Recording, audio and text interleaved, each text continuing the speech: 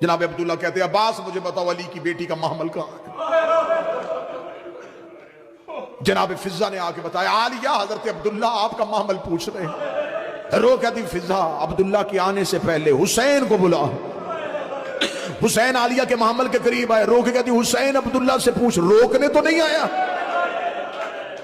जनाब अब्दुल्ला का घोड़ा अली की बेटी के महमल के करीब आया। अभी भी देख के कहती अब्दुल्ला जाफर तैयार का बेटा अगर रोकने आया है मैं अली की बेटी होके वादा करती हूं इधर हुसैन का घोड़ा निकलेगा इधर मेरा जनाजा निकलेगा, मुझे वापस ना लेके जाना। इतना कहना था। जनाब अब्दुल्ला ने अपनी अबा को खोला, दो बच्चों को बाहर निकाला, देख के कहने लगे जैनब जब अमीर सफरों में जाए उसका कोई सदका दिया करते हैं।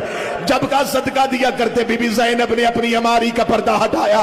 रो के कहती इतना अमीर हो गया जाफर तैयार का बेटा कि ज़हरा के बेटे का सदका दे।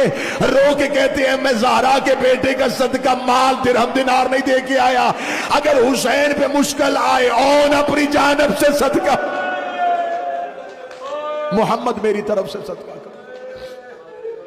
दोनों शहजादों के हाथ पकड़े, अली की बेटी बेटों को साथ लेके करबला पहुंच गई।